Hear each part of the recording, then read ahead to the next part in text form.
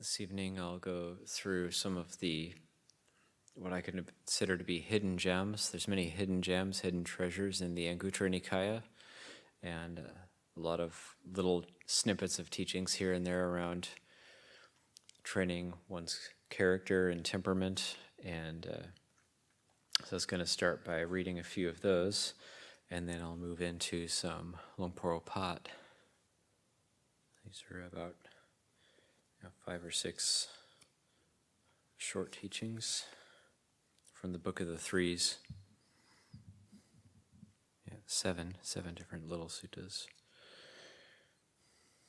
So this is Sutta 107, called Wailing.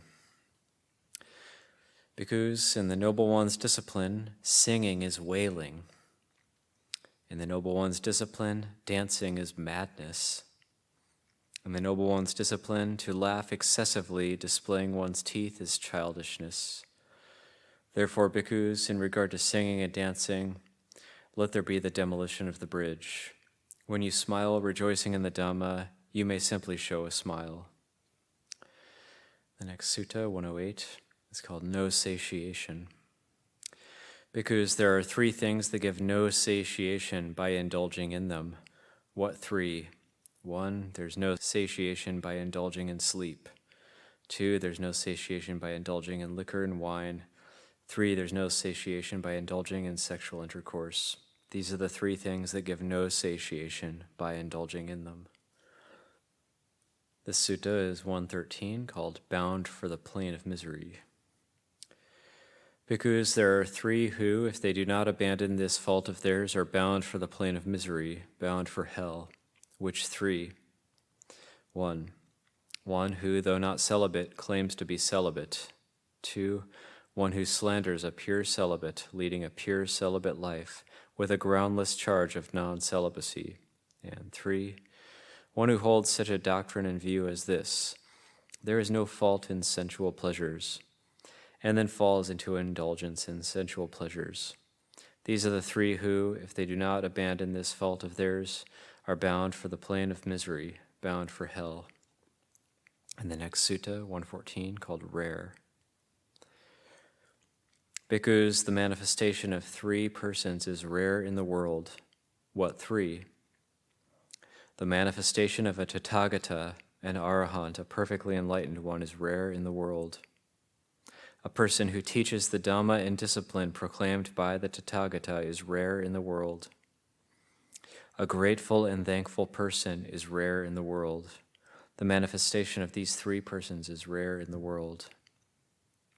And the next sutta is called Immeasurable. Bhikkhus, there are these 3 kinds of persons found existing in the world. What 3? The one who is easily measured, the one who is hard to measure, and the immeasurable one. And what, bhikkhus, is the person who is easily measured? Here some person is restless, puffed up, vain, talkative, rambling in his talk, muddle-minded, without clear comprehension, unconcentrated, with a wandering mind, with loose sense faculties. This is called the person who is easily measured. What is the person who is hard to measure? Here some person is not restless, puffed up, and personally vain. He's not talkative and rambling in his talk. He has mindfulness established and clearly comprehends, is concentrated with a one-pointed mind, with restrained sense faculties. This is called a person who is hard to measure. And what is the person who is immeasurable?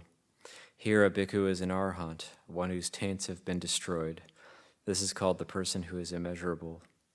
These are the 3 kinds of persons found existing in the world. Sutta 132, the line etched in stone. Bhikkhus, there are these 3 kinds of persons found existing in the world. What 3? The person who is like a line etched in stone, the person who is like a line etched in the ground, and the person who is like a line etched in water. And what kind of person is like a line etched in stone? Here some person often gets angry, and his anger persists for a long time. Just as a line etched in stone is not quickly erased by the wind and water, but persists for a long time, so too some person often gets angry, and his anger persists for a long time. This is called the person who is like a line etched in stone. And what kind of person is like a line etched in the ground? Here some person often gets angry, but his anger does not persist for a long time. Just as a line etched in the ground is quickly erased by the wind and water and does not persist for a long time, so too some person often gets angry, but his anger does not persist for a long time. This is called the person who is like a line etched in the ground. And what kind of person is like a line etched in water?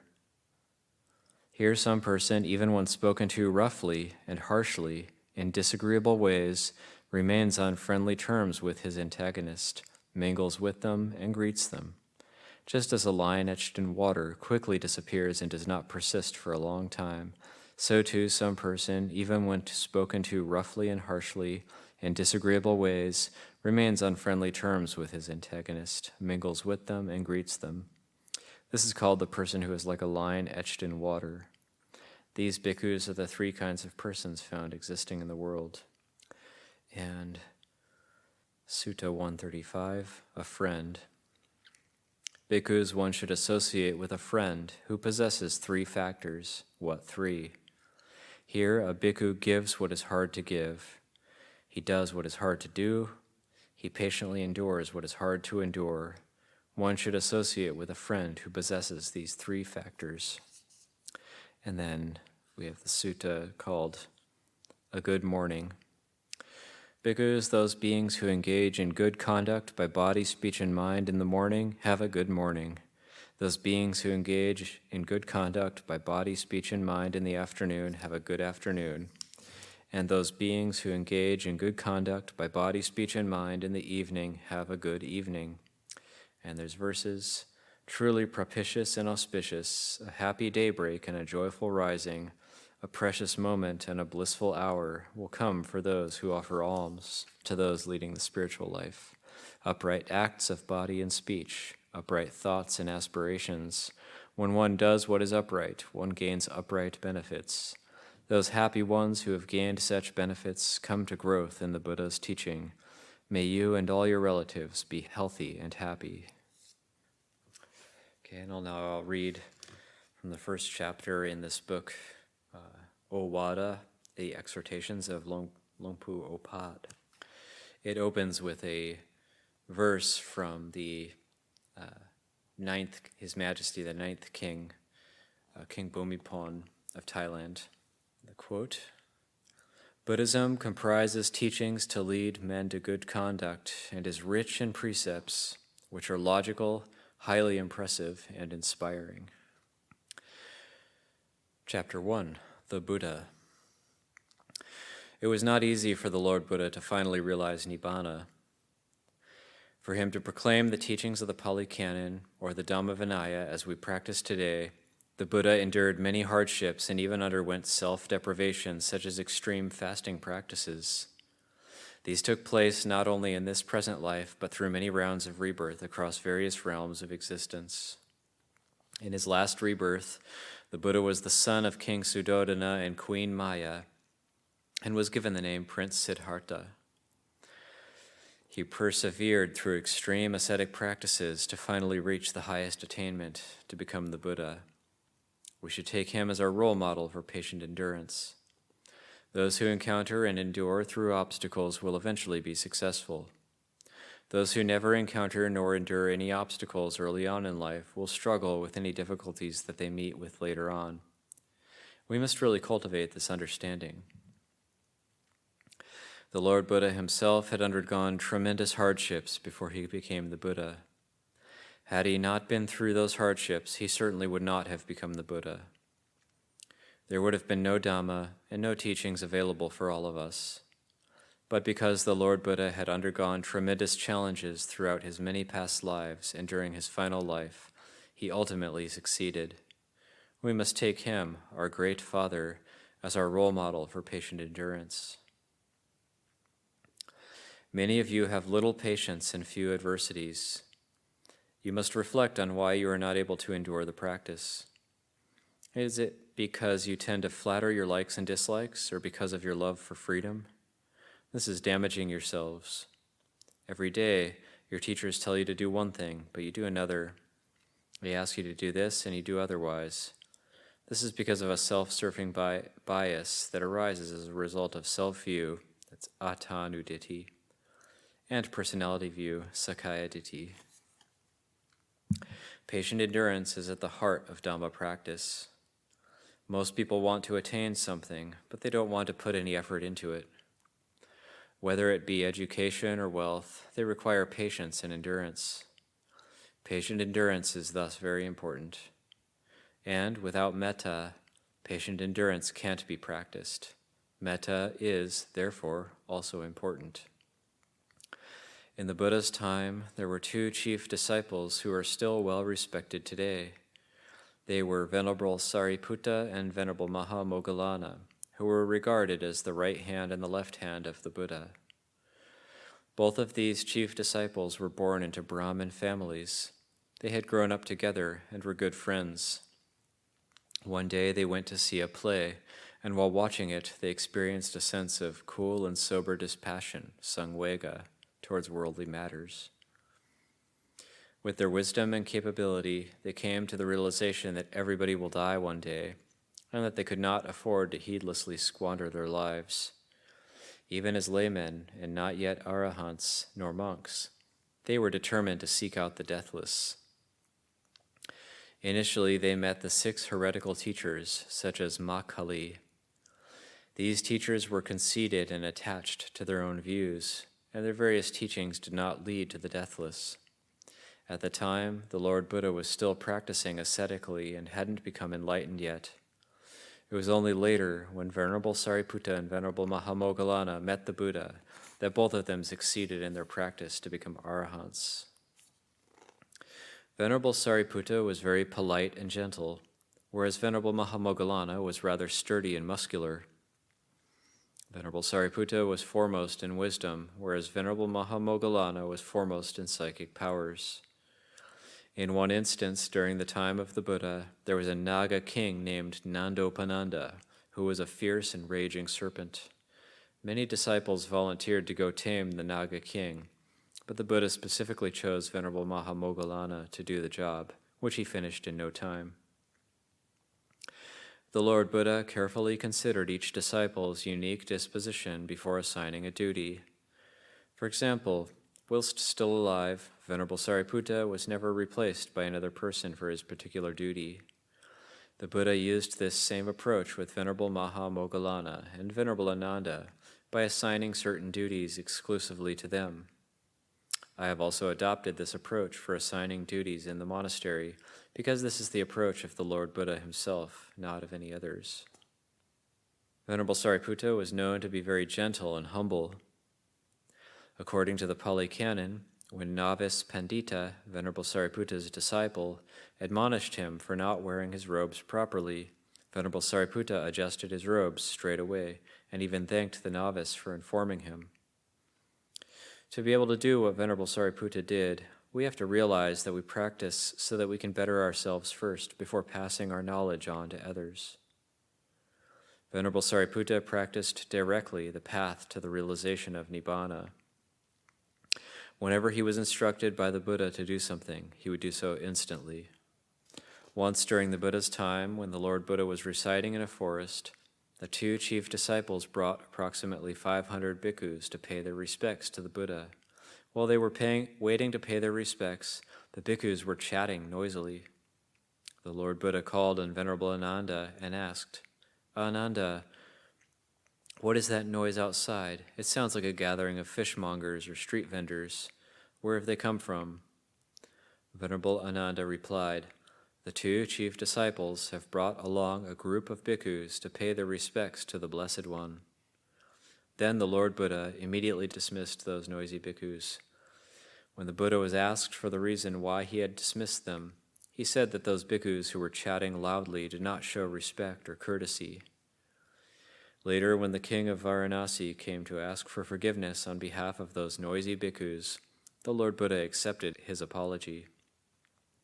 This was the way of the Buddha. The first wrongdoing can be forgiven. During the Buddha's time, when an issue arose, Both carrot and stick approaches had to be used at the same time. Solely relying on either carrot or stick approaches would not have sufficed. This is the way of the Buddha. We should keep this in mind. In Thailand, the Pali education system is very well structured, even more so than in Burma. Unfortunately, we don't really apply the teachings to our daily lives. I have great respect for Somdet Pramaha Samana Chao Krompraya Vajira Jnana Waro Rasa, who lived 1860 to 1921, who was the 10th Supreme Patriarch of the Ratanakosin era of Thailand. He wrote many excellent books on Pali grammar. His morality, ethics, and virtue were also impeccable, therefore deserving of high reverence. Unfortunately, I never met him in person. There have been many such great monks like him. As far as I have studied the Pali Canon, I have never been able to prove any of the Lord Buddha's teachings untrue. The Buddha's insights or wisdoms are still very much valid in today's world. Constitutions, in general, do not last very long, but we could say that the constitution of the Buddha has lasted since its formulation some 2,500 years ago, is firmly established, and has remained unchanged. We should reflect on how strong and well established the foundation of Buddhism is. No matter how much time has passed, not a single teaching has been amended. This reflects how true and thoroughly expounded the Buddha's teachings are. We have heard and learned about many great philosophers, but the Buddha is the greatest among them all. His views and approaches are unparalleled. We are blessed with such a worthy and revered one in whom we can take refuge. We should reflect on why it is that we do not take refuge in the parami of the Buddha, i.e., we do not want to remain in robes and cultivate the spiritual perfections. As monks taking refuge in the Buddha, his parami brings forth all the requisites we receive: food, shelter, robes, books, and many other things. He has laid down a foundation for the laity to follow so that they can develop wholesome qualities. The laity can make merit by offering things such as water, huts, sala buildings, medicine, or food. The Buddha has provided us with all the details of his teachings. Lay followers with unwavering devotion to the Buddha thus know the different ways to make wholesome merit, from small acts such as offering sandals with robes to large acts such as offering buildings, even toilets. What kind of foundation could be greater than this? This is something to really reflect upon. When we carefully contemplate, we will realize that the teachings of the Lord Buddha are unparalleled. Ever since he became the Lord Buddha, his teachings have remained and are still practiced. Even one single word coming from him is invaluable and undeniably true. Although there are many great teachers in the world, no one is comparable to the Lord Buddha. Now everyone must dwell in his teachings. All of us here take refuge in the Buddha Sasana. The Buddha is our refuge, our shelter, and he gains our revered respect. If we make merit or devote ourselves to the practice, we may at least be reborn as a celestial being. If we seriously devote ourselves to the practice, we may take rebirth in even higher realms, or even, in this lifetime, become a stream enterer, a once-returner, a non-returner, or even an arahant. Even if we don't reach a stage of enlightenment in this life, we can be confident that heaven awaits after death. And if, in our future lives, we make better progress in our practice, we will eventually reach a stage of enlightenment. Wholesome merit and skillful practice can bear such noble results. Some people do not have respect for the Buddha. To me, this is a bit unreasonable. It's because they do not understand the rationales and the true values of his teachings. We must develop mindfulness and firm conviction in the practice. As human beings, we all have accumulated enough merit to have been born in this world. If we continue to develop wholesome qualities, we will certainly reap the benefits. We should reflect on this carefully, otherwise it will be like the saying, "One rotten fish makes the whole catch stink." There in this present life, and there is the next life. There is this present life, and there is the next life. How good the next life will turn out to be essentially depends on the parami we develop at present. It is up to us and nobody else. It does not matter how big or small our body is. The most important factor is the mind. Human beings do not live very long. 50 years in the human realm are equal to 1 day in the lowest realm of the heavens, the Chatu Maharajika. So if you can live as long as 100 years as a human being, it only equals 2 days in the heavenly realm. You should ponder on how short our life is. We should only pursue good and wholesome acts. If not now, then when? Time is short, and our life is short. Human beings are considered the highest of all beings. We are capable of attaining enlightenment to become a stream enterer, a once-returner, a non-returner, an arhat, a Pacceka Buddha, or a Sama Sambuddha. Human beings can become anything at any level: a monk, a member of royalty, extremely wealthy, a vendor, or a farmer. Thus, taking rebirth as a human being is considered the highest kind. But as our life is relatively short in comparison to that of celestial beings, we must be diligent in cultivating acts of goodness. In order to not waste any time, the Buddha granted everyone the opportunity to cultivate wholesome merit as early as possible. The Buddha said that the minimum age at which a child can receive the going forth to become a novice is determined by whether or not he's able to chase away a crow stealing his food while he's eating. We should ponder on this. The Buddha has great compassion for all beings. In comparison to beings in other realms, we have a much better opportunity to make progress on the path to liberation. How long or short we will live is not the point. The important thing is that we, being born as human beings, do not waste our time. Time is indispensable. Time is running out. Wholesomeness and parami can be developed regardless of how young or old we are. Some people may praise and rejoice with people who live to 100 years old. However, the Buddha said that one who lives to 100 years old but never once practices well and rightly, whether it be by studying the Buddhist scriptures or the practice of tranquility and insight meditation, is not a worthy one. On the other hand, one who lives as a human being and practices well and rightly, even for 1 day, is a worthy one. We should contemplate this. We must cultivate understanding of the Buddha's teachings. We can't just do anything we like and be heedless. If we don't have sufficient dedication and determination, we cannot acquire knowledge. This has to be realized. It's like the book is there, but we do not own it. If we merely skim through it without examining it, we will not learn anything. Knowledge and learning must be acquired. It will not do any harm to us. If we put it to good use, we will benefit from it and live at ease. Not only in this life, but the wisdom faculty will also get carried with you into your next life, unless we become an arhat, i.e., that would be your last life. There are 2 kinds of people: a dubacha person, one who is difficult to teach, and a suwacha person, one who is easy to teach. In the Sangha, the Buddha made a distinction between dubacha and suwacha contemplatives because dubacha contemplatives are a very heavy burden. No matter how much you teach them, or with whatever approach you use, dubacha contemplatives refuse to change, improve themselves, or practice. In the Buddha's time, these 2 kinds of people, dubacha and suwacha, also existed. Su means good. Du means not good.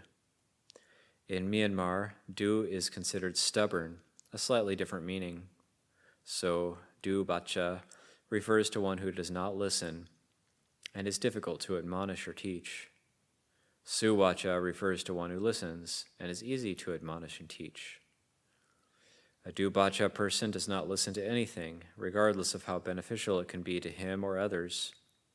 Such a person is difficult to teach, not because he does not understand, but because he's not able to distinguish between good and bad. This was the case of Venerable Devadatta, who was a cousin and a brother-in-law of the Buddha. Prince Siddhartha was married to Princess Yasodhara, who was Devadatta's younger sister. Venerable Devadatta relentlessly aimed to demolish the Buddha Sasana. If the Buddha said no, Devadatta would say yes.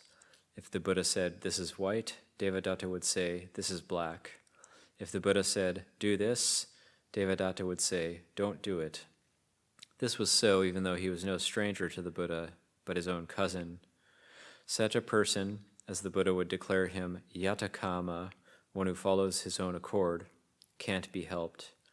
He created his own karma in this way. It's the way it is. There's no going up, there's only falling. He is falling into the lower realms by following his own course. Nobody can help him. That is what the Lord Buddha said. With teachers' persistent admonitions, however, some Dubacha people can eventually turn acquiescent.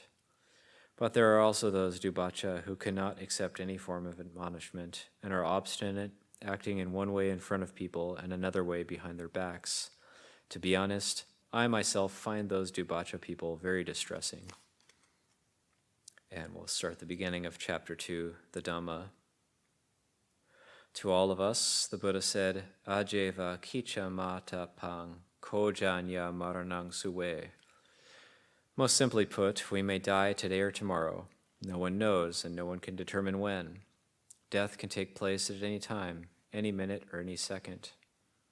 Therefore, we should do wholesome deeds today, because no one knows if death is going to come tomorrow. When we die, all the wealth that we have accumulated can't follow us into the next life. Therefore, it is important to accumulate what is wholesome and develop parami. Be mindful that none of our accumulated wealth can be taken with us at death, except for the wholesome merit that we've generated. Even though this body is no more, the wholesome merit we have accumulated will stay with us. Nowadays, living beings are often engaged in unwholesome activities. In Thailand, as well as in other places, there are 3 places which shouldn't be crowded with people. 1, police stations, 2, hospitals, and 3, cemeteries. They become crowded because people continue to cause trouble. When there's more trouble, there are more lawsuits and litigation. If there's less trouble, then there would also be less people going to the police station. In a similar way, our basic necessities, such as food in the modern world, are manufactured by such advanced technologies that they are no longer natural. They are synthetic, not true to their natural characteristics. Sometimes they may cause our body to deteriorate, whether it is through high blood pressure, low blood pressure, blood poisoning, or high cholesterol. These conditions are caused by unmindful eating or using highly synthetic products, which result in hospital admission. With more diseases and death, cemeteries become regularly crowded with funeral visitors, unlike in the old days when there were fewer diseases. My emphasis here is that, at death, we are left with only the merit we have accumulated through wholesome acts while we were still alive.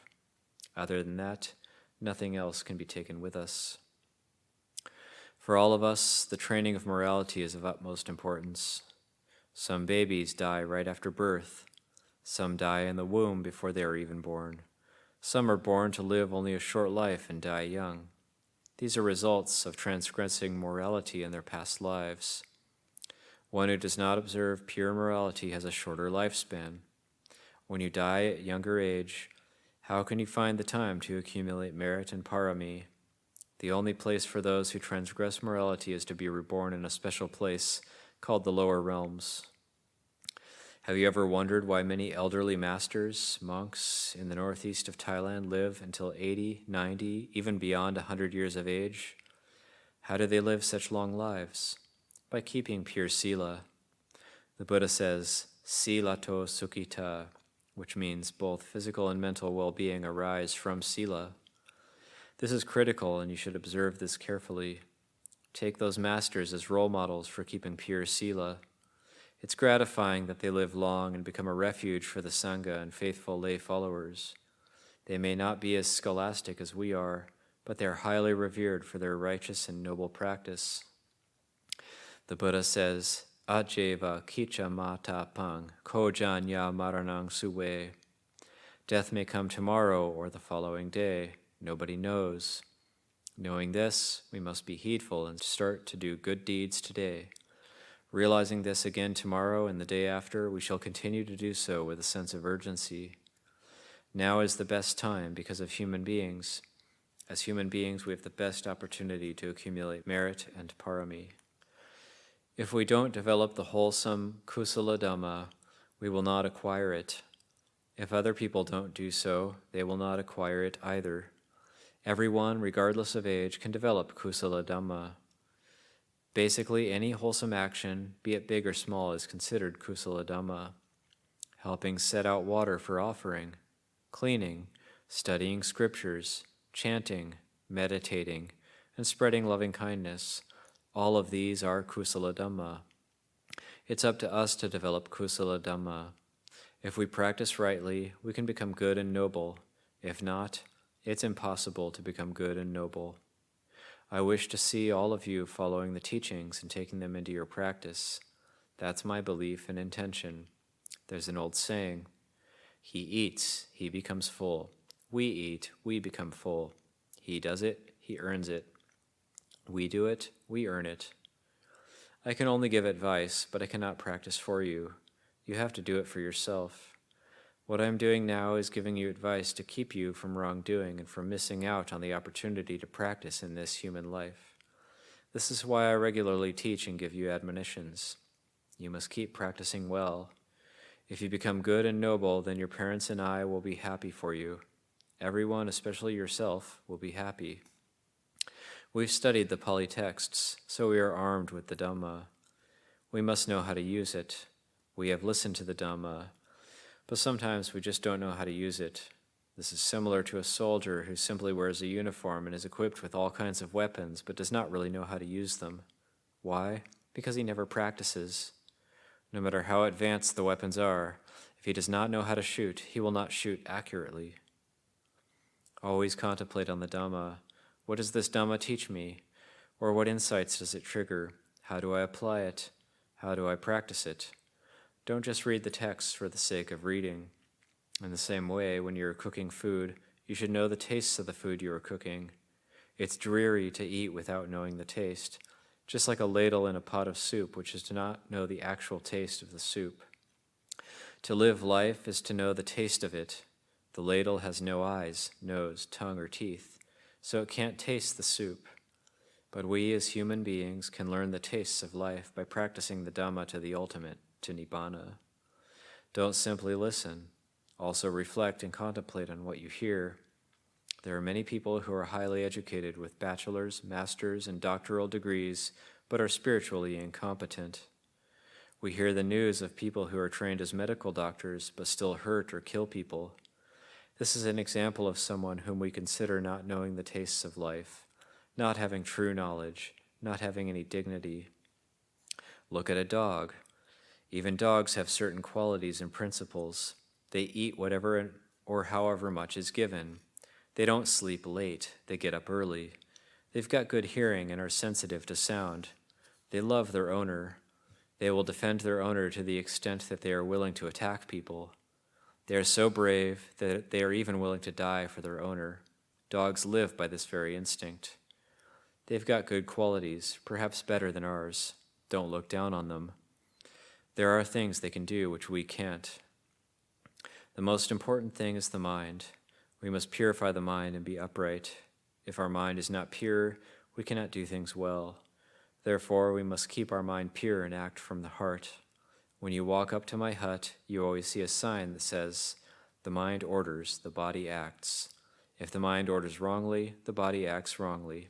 If the mind orders rightly, the body acts rightly. That sign was put up in 1994. It's our own mind that harms ourselves. The corrupted mind needs to be repaired, not the body. When some people don't wash their clothes or clean their toilet, think carefully. It's all because of the mind, not the body. We have to learn what is wholesome.